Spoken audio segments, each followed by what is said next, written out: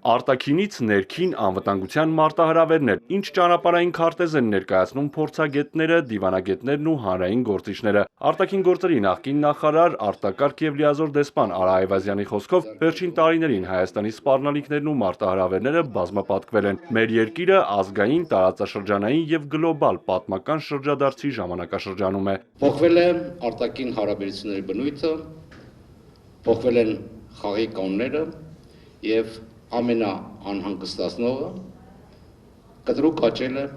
սխալների գինը։ Այսպիսի աշխարհում Հայաստանը բախվում է կոնկրետ գոյաբանական սպառնալիքների։ Ամիսներ առաջ այլընտրանքային նախագծեր խումբը հրապարակել էր Այվազյանի 3 հոդվածները, որոնք արտացոլում են դիվանագետի առաջարկը Հայաստանի իրական այլընտրանքային արտաքին քաղաքականության վերաբերյալ։ Պետք է դուրս գալ մեզ պարտադրվող խաղաղություն, պատերազմ, կեղծ երկընտրակի տրամաբանությունից։ Ես չեմ հավատում խաղաղությանը, որը հիմնված է հռչակագրերի, հայտարարությունների, պարգևների կամ գեղեցիկ արարողությունների վրա։ Ես հավատում եմ խաղաղությանը, որը հիմնված է ունի անվտանգության ճարտարապետություն եւ ունի երաշխիքներ։ Հասարակությունը ենթարկվում է քարոզչական մեծ հարձակման, հայտարարվում է, թե տեղի է ունենում պատմական խաղաղության գործընթաց, մինչդեռ Այվազյանը վստահ է մասնագիտական, փորձագիտական եւ ակադեմիական շրջանակները համակարծիք են, որ Թուրքիան եւ Ադրբեջանը չեն ձգտում խաղաղ համակեցության Հայաստանի հետ։ Նրանց ռազմավարական նպատակները մնում են անփոփոխ՝ թուրքական աշխարհից կախվածության մեջ պահել Հայաստանը, որը նրանց համար բարենպաստ պայմանների դեպքում ամբողջովին կինտեգրվի կամ կկլանվի մեծ Թուրան նախագծի մեջ։ Ամենամեծ իստում է սպառնալիքն ու մարտահրավերը այս ռազմավարության մեջ դրա ողնաշարը անշուշտ այսպես կոչված Զանգեզուրի միջանցքն է, որը ներկայացվում է որպես տնտեսական եւ ենթակառուցվածքային նախագիծ։ Շատ լավ հասկանում ենք, որ սա առաջին եւ անփոփոխ քայլն է մեծ ռազմավարության մեջ, որը ուղղված է Հայաստանի ինքնիշխանության եւ տարածքային ամբողջականության խաթարմանը եւ տարածաշրջանային ուժային հավասարակշռության վերջնական փոփոխությանը հօգուտ այդ երկու պետությունների։ Ոչ մեկս դեմ չէ ոչ խաղաղությանը եւ ոչ մեկ չի հրաժարվում ժողովրդավարական արժեքներից։ Խոսքը հաջորդականության մասին է։ Առանց հիմնարար անվտանգության ոչ խաղաղությունը, ոչ էլ ժողովրդավարությունը չեն կարող կայուն լինել։ Դրանք դառնում են խոցելի։ Արտակարգ եւ լիազոր դեսպանն արձագանքեց նաեւ պաշտոնական Երևանի հռչակած բալանսավորման քաղաքականությանը, որի հիմքում ըստ դիվանագետի դրված է գաղափար, որ Հայաստանը պետք է կախված լինի բազմաթիվ արտաքին կենտրոններից։ Այս մոդելի կիրառման հետևանքով մեր երկրի փոքր տարածքում հատվում են եւ անխուսափելիորեն բախվելու են արտաքին առաջատար դերակատարների հակադիր շահերը, ասում է Այվազյանը։ Մեր անվտանգությունը սկսվում է ներսից։ Երկրորդ տարը զսպման քաղաքականության դա իրատեսական եւ գործուն դաշինքների ստեղծումն է։ Այս համատեքստում ես կառանձնացնեի Ռուսաստանի Դաշնությունը, որի հետ պետք է վերագործարկել այլ բովանդակությամբ մեր ռազմավարական համագործակցությունը եւ ավելի լայն տարածաշրջանային իմաստով խորացնել մեր ռազմավարական փոխգործակցությունը Իրանի հետ։ Նպատակ ունենալով ստեղծել Հայաստան, Իրան, Ռուսաստան ռազմավարական եռանկյունի։ Այվազյանի գնահատմամբ հյուսիս-հարավ նախագիծը կարող է դառնալ ռազմավարական եռանկյունու ողնաշարը եւ նպաստել Հայաստանի ձերբազատմանն արտաքին ճնշումներից։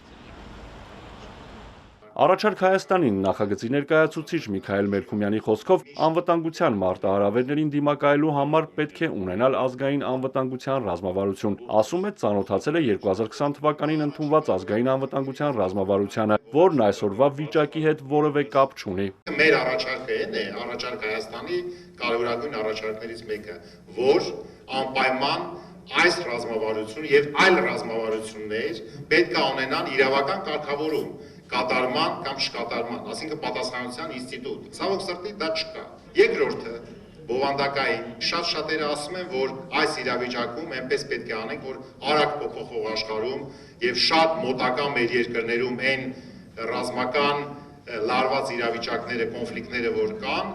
մենք չդառնանք պոլիգոն կամ հարթակ աշխարհի ուժեղագույն կենտրոնների կամ խոշոր տերությունների համար։ Այսինքն Հայաստանում չկա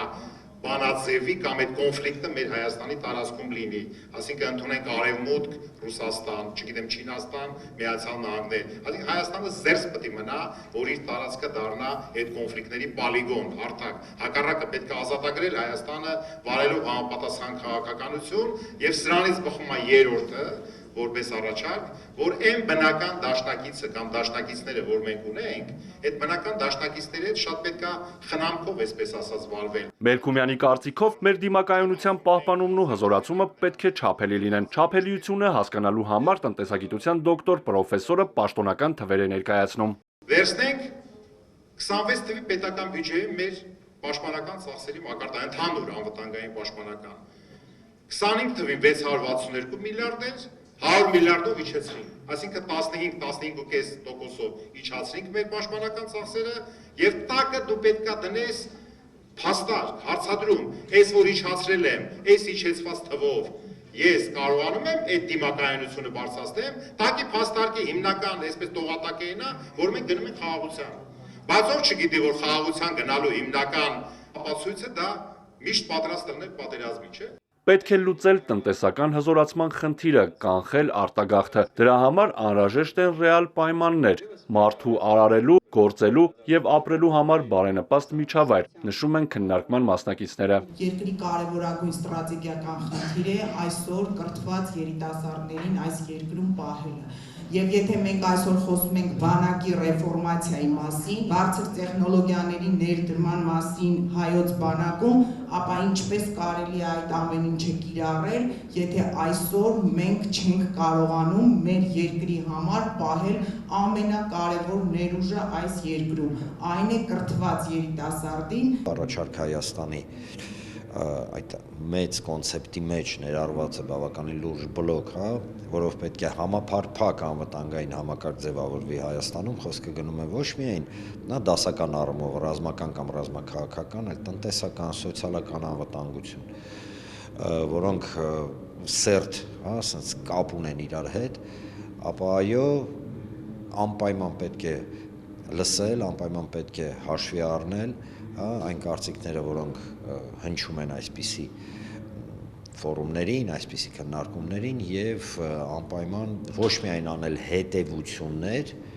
այլ շատ կարեւոր է ձևավորել համակարգ։ Քննարկմանը նաեւ հարց է հնչում, ընտրությանն ընդառաջ հնարավոր է ընդդիմադիր դաշտի միասնություն։ Մեր քաղաքական ուժի ղեկավարը Գագիկ Ծառուկյանը միշտ ասել է, համերաշխություն, մերոնք, ձերոնք, այս բաները պետք է հանենք, բայց հիմա եկեք մի հատ նայենք, մենք գտնվում ենք նախընտրական փուլում։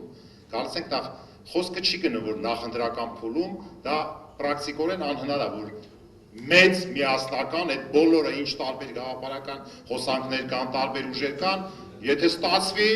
այդ մի քիչ ես տեխնիկապես չեմ տեսնում, որ դա բոլորը պետք է հնարավոր է, եթե միացած լինեին, բայց մի քանի խոշոր ուժեր, խոշոր միավորումներ, որոնք խոսում ենք փոշիացման, ավելի այսպես վտանգի մասին փոշիացման, չէ՞, ձայների փոշիացման։ Դրա համար այդ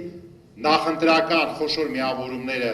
միայն կարելի է ողջունել, իսկ հետընտրականը արդեն կյանքը ցույց է տալու, թե ոնց ալնել։ Մասնակիցները կարևոր են համարում այս ձևաչափով հանդիպումները, որտեղ հնչած մտքերն ու գաղափարները հետագայում կարող են դառնալ փաթեթներ ու օրենսդրական նախաձեռնություններ եւ ներառվել ազգային անվտանգության ռազմավարության մեջ։